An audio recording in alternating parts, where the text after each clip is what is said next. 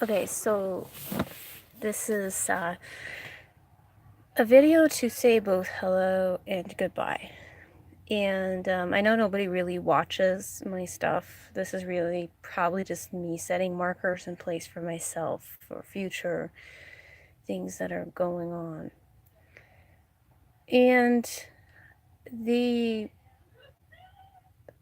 two right before the Lionsgate portal, I heard that it was a time of fixing things that had happened over the previous year. It was like a finalizing of cycles.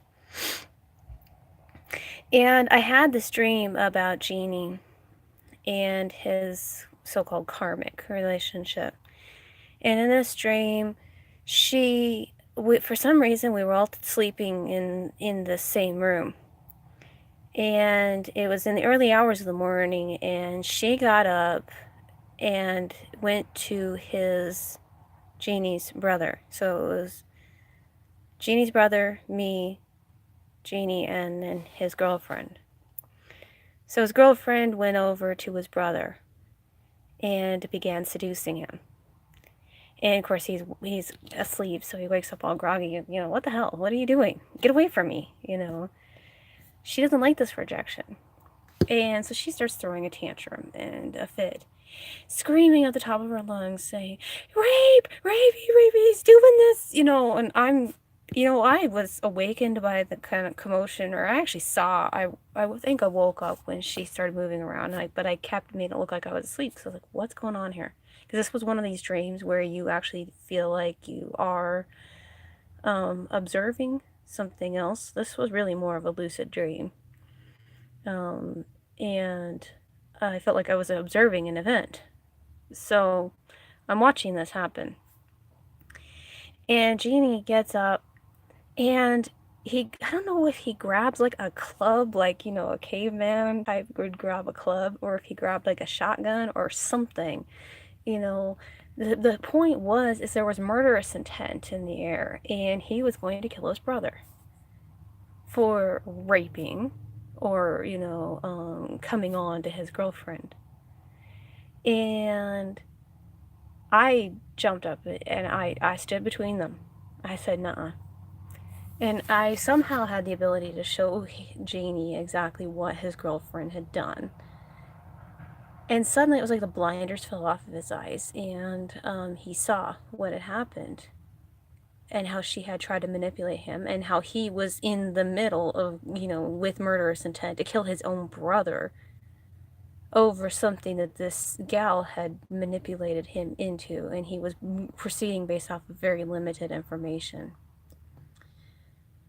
According to most, or the tarot readers I've been watching, they talk about how the masculine is going to suddenly come into this understanding of how they have been manipulated, and they're going to suddenly see that the karmic is not their divine feminine, and what they have been doing to their divine feminine, it's like their blinders are just going to suddenly fall off.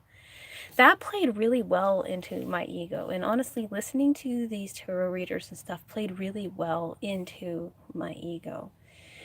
I began, I don't know, probably in July, realizing that something wasn't right here. It was almost like every time I would have some sort of thought, random videos would come up in my news feed, and it would like seem to be goading me to continue a line of thought. And then I would get random things coming up into my head that would almost seem to be goading me to go back into codependent behaviors. So here I am since July, rather roughly, trying my best to remove my codependent behaviors, to remove my attachments, to just detach and let go and say, if this is meant to be, then God will bring it to be, and I'm not going to keep fighting this. I'm not going to keep doing this. But since February, I really have been trying to detach from him. But there has always been something that was like, it just kept us together. And and then I was thinking, well, this is just that bond, that cord or whatever. But, I couldn't, whatever. Anyway, so I show him what happens, and these blinders fall off, and he suddenly sees me in a new light. And we are having a conversation, and I ask, well, can't we be friends? And he's like, nope, I can never see you again, because of what I've done. And I said, well, good luck. I hope you find what you're looking for. I have always been the one to step back and say, you know what, you need to do what you need to do, and I hope you find happiness. I even encouraged him and his, partner, his girlfriend, to get together, despite the fact that he just, like, suddenly, whatever. But, then all of a sudden he turns around and he starts just kissing me and, doing, just really being loving toward me. And I'm just, like, confused. One minute it actually felt like our last parting, around the solstice in December. And, where he says, well, I just don't love you. I don't really think of you in that way. I think of you as a friend and whatever. But then a day later, he's looking at me like, I love you. And I'm just like, you can't do this to me, and this was the same sort of thing, except for the energy was a lot more intense. So the next day, the day before the Lionsgate portal, I'm like walking around all day. What the hell was this talking about? What was going on? And then I realized, oh my God, he's coming back. And you would think I would be happy that he's coming back. But I've reached to this point of self-empowerment, and I'm just, I'm realizing that this man still has this power over me to completely unravel me. He mirrors a lot of relationships in my life of narcissists. And I don't want to be like everyone else in this spiritual community who says, oh, I'm a victim of narcissists. This is the work, this is the path I now need to go on of better understanding these dynamics, and this is why I call myself a shadow worker. So for now, these videos are a goodbye, because I'm moving on to that path. It's a goodbye to say, well, okay, it's a hello in that I'm eventually moving in that way. It's a goodbye, though, to my old life. So I did realize that I wasn't going to allow him to come back in. I've done too much work. I've gotten way too far. I have done so much on removing my codependent behaviors, on being a victim of narcissists and enabling really bad behavior, allowing bad behavior because I felt like that was all I deserved. I have gained so much self-confidence. On the same note, I have also realized that where we feel we've been victimized in some way by somebody, like let's just, in this case, that I'm a victim of narcissistic abuse, I have seen that myself do that to other people. So, for those of you out there who think that, oh, I'm just such a victim, why does everybody do this to me? Check yourself, because quite likely you're doing that to someone else too. Because we only ever hurt people in the way that we've been hurt. It's like we're trying to exact some sort of recompense. It's like eye for an eye, tooth for a tooth, It's that old Hammurabi code. It's like, when are we humans going to evolve past that? So that is my new direction. That's where I need to take things now. And I have to say goodbye to this twin flame journey. So I don't really know what that means because what I did is I deactivated, not just deactivated, because Facebook does this weird thing where they say you can deactivate, and it means that you don't really get access to your account until you log back in. But guess what? I found out everybody else still gets to see your account. So it's like, well, what's the benefit? It's not like you're really leaving if you're the only one that's, barred out of your account, but everyone else can still see it. So I realized I had to make this drastic decision to delete my account. I'm like, but that's 9 years of my life. Am I really going to delete 9 years of my life just because Jeannie came in and so much of my self-identity, or just the past year of my journey?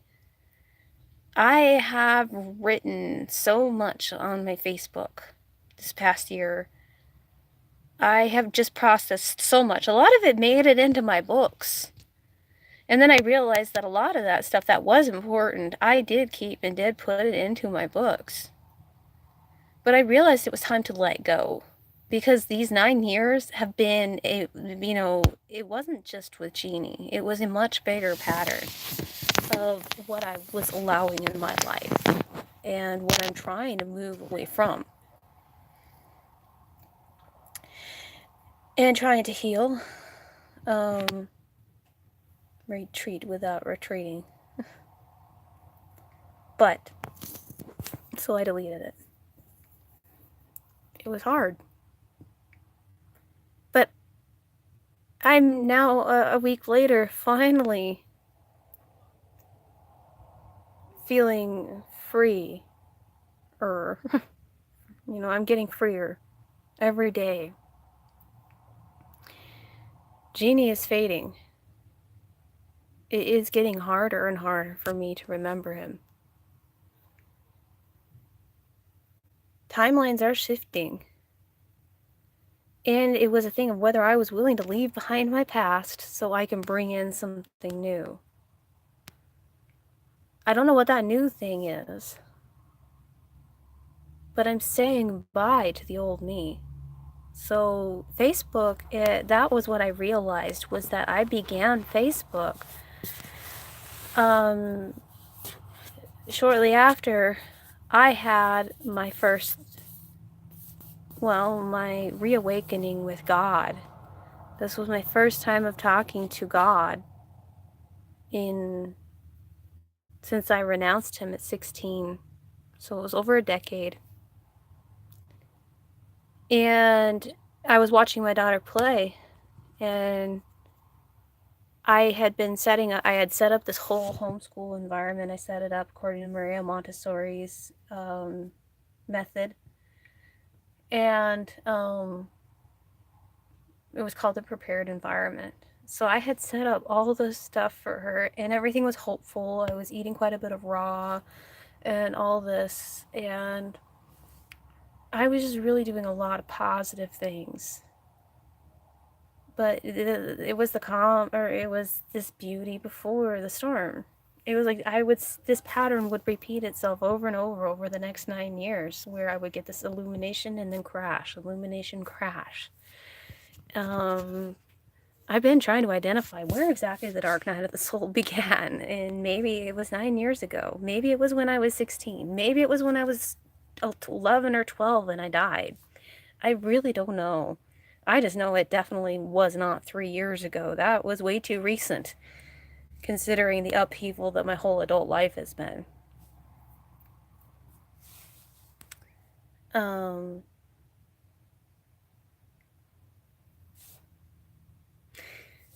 With this decision to leave those 9 years behind, it means I'm going back to who I was at that point, which means that I'm closer to regaining identification with my 19-year-old self, who is the self I'm really trying to get back to, because that's the self before I got married, before I did a whole bunch of things to try to fit in to what I believe society wanted of me, and where I gave up who I was, what I was striving for, and decided to take an easier path. So big changes are coming, and it's just a whole entire restructuring of my life. No.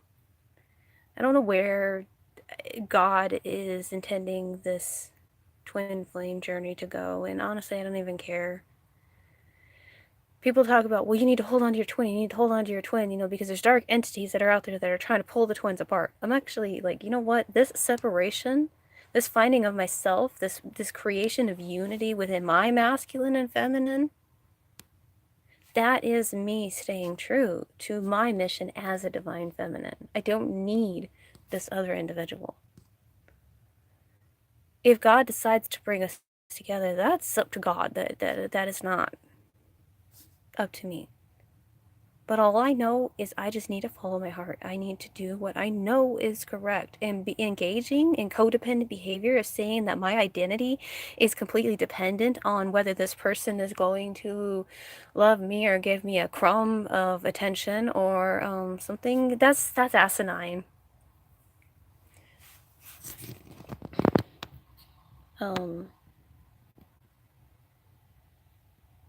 We'll see where things go.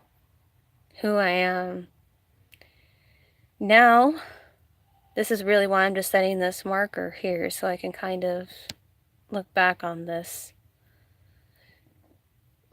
And definitely, by the December solstice, I'll be a completely different person. Don't know what that really means. So, we'll see if I continue making these videos. I'm not sure. I know that there's more need to become more polished, to get rid of this whole informality, this live format, get into actual editing and get into scripting and writing down concise messages and giving that. I do need to move away from this stream of conscious format. Because the whole purpose of this was just for me to face my fears of saying I wasn't good enough. So it's time to evolve again. We'll see where that goes. And maybe that's when I will actually be reaching people with my messages. So, I love you all. Bye.